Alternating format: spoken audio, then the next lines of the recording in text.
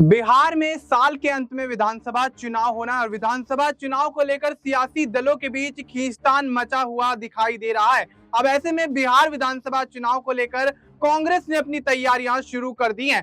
कांग्रेस इस कदर एक्टिव हो गई है कि कन्हैया कुमार को चुनावी मैदान से पहले यहां पर मजबूत करने के लिए बिहार की सियासी जमीन में उतार दिया गया है। बिहार में अखिलेश प्रसाद सिंह की जगह राजेश कुमार को नया प्रदेश अध्यक्ष बनाया गया है। इसके अलावा बिहार विधानसभा चुनाव को लेकर कांग्रेस ने कन्हैया कुमार पर भी दांव चल दिया है।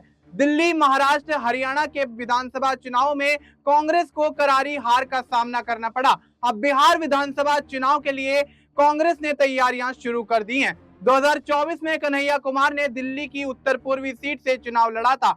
हालांकि इस चुनाव में कन्हैया कुमार को निराशा हाथ लगी और हार का सामना करना पड़ा। अब कांग्रेस ने बिहार में कन्हैया कुमार को चुनावी पटल पर उतार दिया है। कांग्रेस के इस यहाँ पर तैयारी के बाद अब देखा जा रहा है कि कन्हैया कुमार की यात्रा को लेकर अब बिहार में चर्चाएं शुरू हो गई हैं। कांग्रेस नेता कन्हैया कुमार इस समय प्रदेश में नौकरी दो पलायन रोको यात्रा निकालते हुए नजर आ रहे हैं। वहीं बिहार में नेता प्रतिपक्ष तेजस्वी यादव के एजेंडे में यहाँ नौकरी और पलायन का मुद्दा अहम नजर आ रहा है। राजद नेता ने कई बार नौकरी और पलायन को लेकर सवालिया निशान खड़े किए हैं। अब ऐसे में देखा जा रहा है कि कांग्रेस और तेजस्वी का नौकरी और पलायन का मुद्दा फिर अलग यात्रा आखिर क्यों की जा रही है? क्या ये दोनों ही दल आपस में टकराते हुए नजर आ रहे हैं?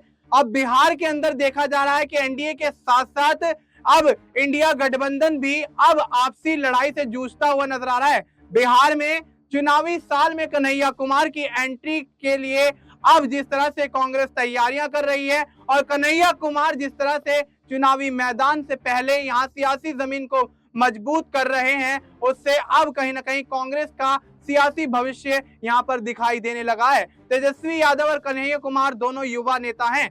कन्हैया एक अच्छे वक्ता है और युवाओं में उनकी एक अलग पहचान और पकड़ है। बिहार में चुनावी साल में कांग्रेस एक्टिव हो गई है। कांग्रेस सांसद राहुल गांधी इस साल की शुरुआत में 2 बार पटना का दौरा कर चुके हैं। वहीं कांग्रेस ने 14 फरवरी को बिहार में अपना प्रभारी भी बदल दिया। कांग्रेस ने कृष्णा अल्लावरू का नाम प्रभारी के रूप में यहां सामने रखा। अब बिहार विधानसभा चुनाव 2020 में आरजेडी ने कांग्रेस को 70 सीटें दी थी, लेकिन इस चुनाव में कांग्रेस का प्रदर्शन काफी निराशाजनक रहा और महज 19 सीटों पर ही कांग्रेस को सिमटना पड़ा।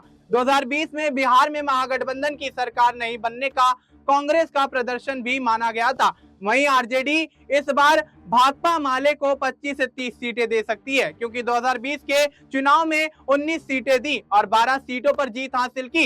इसके अलावा पार्टी ने लोकसभा में आरा और काराकाट सीट पर जीत दर्ज की थी। अब ऐसे में बिहार विधानसभा चुनाव को लेकर कांग्रेस की तैयारियां जिस तरह से दिखाई दे रही हैं, तो बिहार के अंदर कांग्रेस तमाम रणनीतियों के माध्यम से सियासी फेरबदल करती हुई नजर आ सकती है।